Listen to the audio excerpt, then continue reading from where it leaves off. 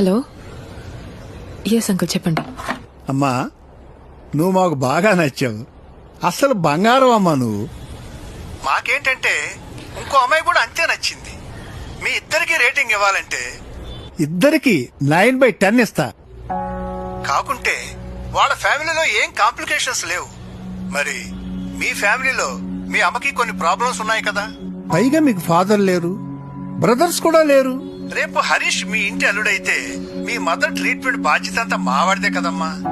అందుకే కొంచెం ప్రాక్టికల్ గా ఆలోచించి ఆ అమ్మాయినే ఖాయం చేసుకున్నాం.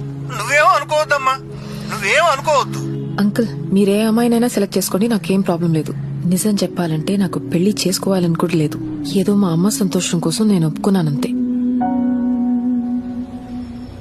బట్ ఒక్కటి తెలుసుకోండి, మా అమ్మని, మా ఫ్యామిలీని ఎలా చూసుకోవాలో నాకు బాగా తెలుసు. రేపు నేను